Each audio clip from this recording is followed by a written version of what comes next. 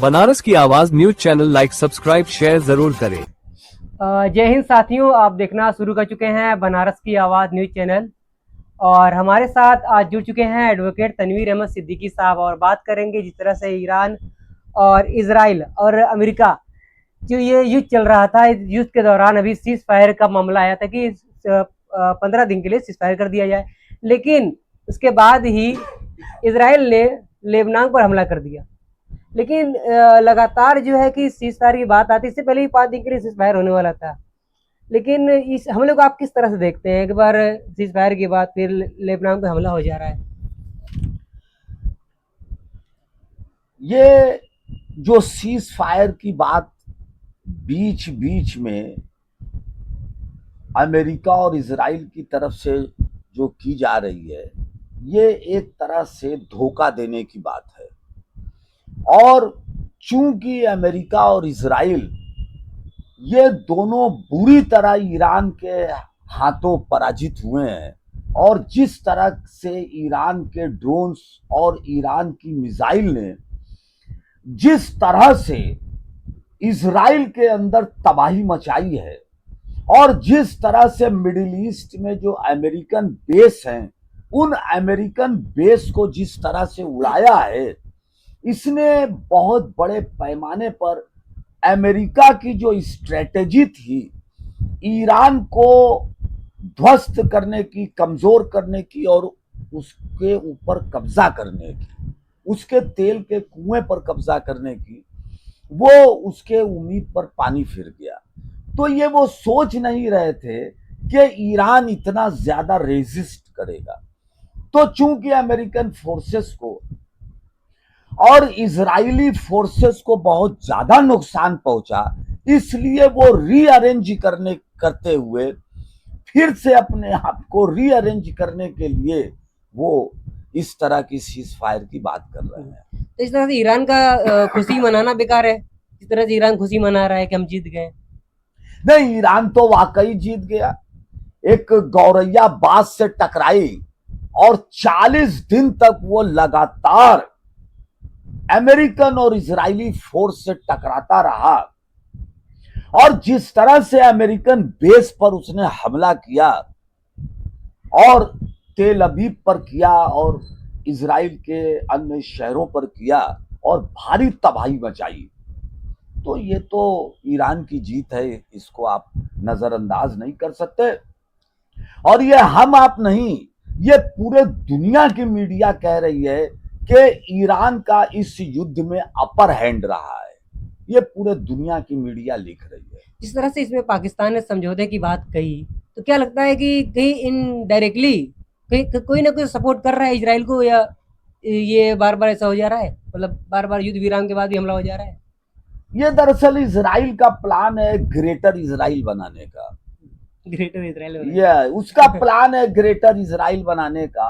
और इजराइल की जो फॉरेन पॉलिसी है, डिफेंस पॉलिसी है, वो पॉलिसी किसी दुनिया के कानून को नहीं मानती, वो किसी इंटरनेशनल लॉ को नहीं मानती। और आप देखें कि अमेरिका की फॉरेन पॉलिसी वो पूरी तरह से ऐसे लगता है कि कंट्रोल्ड बाय इजराइल है। पूरी विदेश नीति और अमेरिका का जो ये प्रेसिडेंट है डोनाल्ड ट्रंप, ये ऐसा लगता है कि ये इजराइल का एक तरह से सर्वेंट के तौर पर काम कर रहा है, इजराइल का सर्वेंट, नौकर बना हुआ है। अब डोनाल्ड ट्रंप की कौन सी फिल्म इप्स्टीन फाइल में है, क्या कमजोर नस है जो नेतन्याहू के पास है, तो उसने डोनाल्ड ट्रंप को इस मुकाम पर ला दिया है कि अमेरिका के किसी भी प्रेसिडेंट की कभी इतनी बेइज्जती नहीं हुई, इतनी तौहीन नहीं हुई जितनी डोनाल्ड ट्रंप की हुई। ये है। तो क्या लगता है कि ये जो युद्ध विराम हुआ है, ये क्या सीज फायर टिकेगा कि खत्म हो जाएगा, फिर से शुरू हो जाएगा? ये कल फाइनल हो जाएगा, कल फाइनल हो जाएगा। मगर हमको लगता है कि ये सीज फायर इजराइल नहीं होने देगा, क्योंकि इजराइल चाहता है कि मिडिल ईस्ट में एक ही शक्ति रहे और वो इजराइल रहे और उसके ताबे सऊदी अरब व मिडिल ईस्ट रहे। तो सऊदी अरब और मिडिल ईस्ट, कतर वगैरह, बहरीन, जॉर्डन, इन लोगों ने तो इजराइल के सामने घुटना टेक दिया है और अमेरिका के सामने घुटना टेक दिया है। तो एक ही शेर मिडिल ईस्ट में रहेगा और वो है इजराइल सपोर्टेड बाय अमेरिका।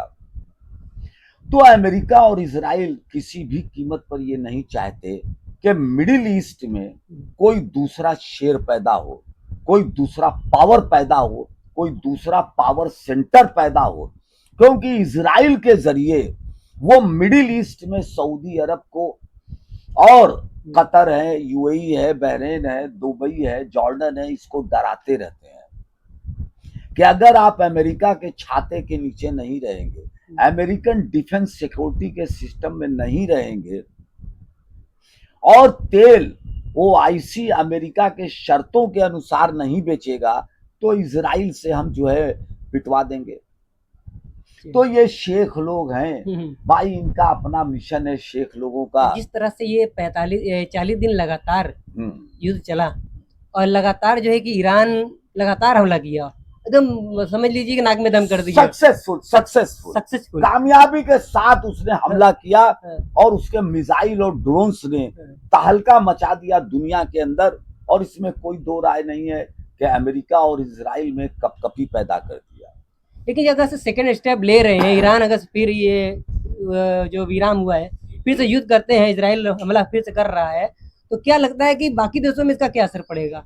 देखिए, अगर ये युद्ध फिर शुरू हुआ तो दुनिया 1933 की आर्थिक मंदी के दौर में चला जाएगा। जिस तरह 1933 में दुनिया की सबसे बड़ी आर्थिक मंदी आई, उसी तरह ये फिर से आर्थिक मंदी आ जाएगी और दुनिया के अंदर बड़े पैमाने पर महंगाई, बेरोजगारी, आर्थिक तंगी बड़े पैमाने पर बढ़ेगी और दुनिया एक नए ऑर्डर में देखेगी, एक नया ऑर्डर विश्व का देखेगी। वहां अमेरिका और इजराइल का वर्चस्व खत्म होगा और वहां पे चाइना, रूस और यूरोप का गठबंधन आएगा। ये दुनिया को आगे लीड करेगा, क्योंकि यूनाइटेड नेशन खत्म हो चुका है, उसकी कोई वैल्यू नहीं है। एमनेस्टी इंटरनेशनल और ह्यूमन राइट्स ऑर्गेनाइजेशन, ये सब बिना जबान के जानवर हो गए हैं, इनकी कोई कीमत अब नहीं है। इंटरनेशनल कोर्ट ऑफ जस्टिस खत्म हो चुकी है। तो वो दुनिया में एक नए ऑर्डर की जरूरत है। और ये सब जितनी इंस्टीट्यूशंस इन लोगों ने बनाई थी, हाथी के दांत की तरह मानवी चेहरा लगा के, अपना चेहरा बना के कि हम बड़े इंसानियत के अलमबरदार हैं और यूरोप के लोग बड़े सेकुलर हैं, वो सब बेनकाब हो गए हैं। वो सबों के चेहरे से जो है नकाब उतर गया है कि जहाँ इस्लाम की बात आती है, मुसलमान की बात आती है, वहाँ पर कोई ह्यूमन राइट्स की बात नहीं, कहीं कुछ नहीं। वो अपना मिशन है, अपना बिजनेस है और तेल की लूट है। एक बात बहुत इंपॉर्टेंट है मकबूल अहमद साहब, कि सऊदी अरब जो और कतर और यूएई, इन्होंने डोनाल्ड ट्रंप को बुलाया और बुला के रेड कारपेट बिछाया और 3000 करोड़ से ज्यादा महंगा जहाज डोनाल्ड ट्रंप को गिफ्ट में दे दिया। तो ये मिडिल ईस्ट के ये जो शेख थे, इनको समझ में आ गया कि दौलत से और सोने के भंडार से वो अपने देश की सुरक्षा नहीं कर सकते। वो इस पोजीशन में आ गए हैं कि वो समझ गए कि उनकी हैसियत इतनी नहीं है कि वो अगर इजराइल उनके ऊपर हमला कर दे तो अपने मुल्क को बचा सकें या मुल्क की आवाम को बचा सकें या अपने मुल्क के संसाधन को बचा सकें, रिसोर्सेस को बचा सकें। तो उनको ये महसूस हो गया है कि उनकी कोई वैल्यू नहीं है, पावरलेस है। और इसीलिए सऊदी अरब ने डर के मारे पाकिस्तान से डील किया, डिफेंस एग्रीमेंट किया, क्योंकि पाकिस्तान एटॉमिक स्टेट है।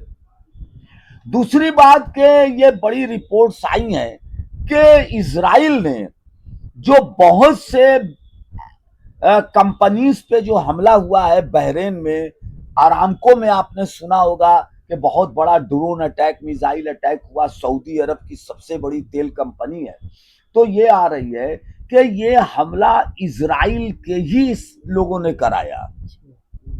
जो इजराइल के जो डिफेंस के लोग थे, उन्होंने सऊदी अरब के अरामको पर और कई जगह उन्होंने हमला करवाया, और वो इसलिए करवाया कि मिडिल ईस्ट इस जंग में अमेरिका के साथ आ जाए, और अमेरिका, इजराइल और मिडिल ईस्ट मिलके ईरान से लड़ाई लड़े।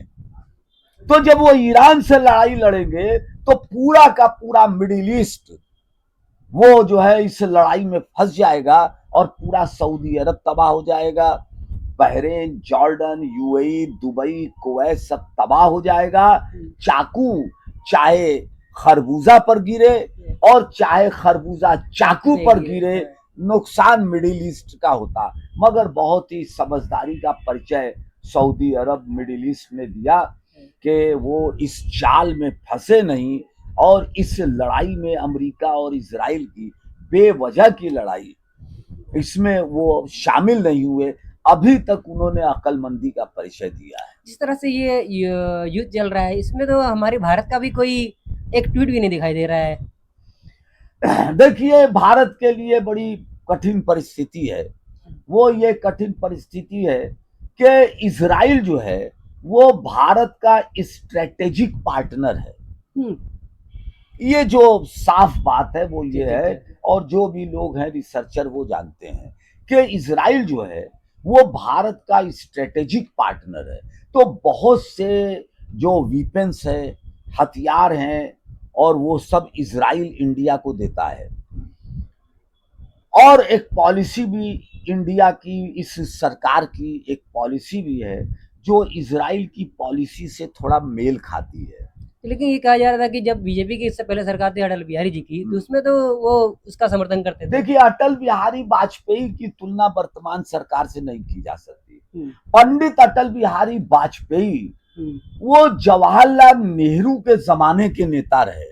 उन्होंने जवाहरलाल नेहरू को देखा, लाल बहादुर शास्त्री को देखा, इंद्र कुमार गुजराल की फॉरेन पॉलिसी को देखा। तो उनकी तुलना वर्तमान सरकार से नहीं की जा सकती। पंडित अटल बिहारी वाजपेयी एक बहुत ऊंचे कद के नेता रहे, और बहुत ही विदेश नीति के वो बहुत ही पारंगत थे। उन्होंने काफी देखा उतार चढ़ाव इस देश का। तो वो उनकी बात को और वर्तमान सरकार की बात से आप मुकाबला नहीं कर सकते। वर्तमान सरकार की विदेश नीति थोड़ी दूसरी है, तो वो दूसरी विदेश नीति है। और ईरान जो है भारत का बिजनेस स्ट्रेटेजी पार्टनर है, मगर इजराइल डिफेंस स्ट्रेटेजिक पार्टनर है। तो इसलिए भारत के लिए बड़ा कठिन है कि वो अमेरिका के साथ जाए, कि जो है इजराइल के साथ जाए, कि मिडिल ईस्ट के साथ जाए। तो अच्छा यही है कि वो अपना खामोशी अख्तियार करे, और इसका फायदा दूसरे कंट्री ले रहे हैं। इंडिया लीड नहीं कर पा रहा है, क्योंकि वो क्लियर क्रिस्टल एकदम उसकी भारत स्टैंड नहीं ले पा रहा है। भारत क्लियर स्टैंड नहीं ले पा रहा है। इसका फायदा दूसरे कंट्री ले रहे हैं, पड़ोसी देश ले रहा है। ठीक, बहुत अच्छा लगा बात करके। हम बात कर रहे थे कि एडवोकेट तनवीर अहमद सिद्दीकी साहब से, और फिर मिलेंगे अगली अपडेट में। और देखते हैं, जिस तरह से कहा जा रहा है कि कल ये जो युद्ध विराम हुआ था, जो सीज फायर हुआ था, कल तक ये सीज फायर टूट सकता है, ऐसा भी अपडेट आ रही है। तो मिलेंगे फिर नई अपडेट में कि क्या टूटा, क्या नहीं टूटा, क्या समझौता हुआ, क्या पाकिस्तान जिस तरह समझौता मिलकर करता रहा है, क्या इस बार भी वो आगे आएगा और समझौता होगा। बने रहिए हमारे साथ अगली अपडेट में। फिर हम मिलेंगे नई खबर के साथ। बनारस की आवाज न्यूज़ चैनल पर नए, चैनल को लाइक करें, सब्सक्राइब करें और दोस्तों में शेयर जरूर करें। Thank you.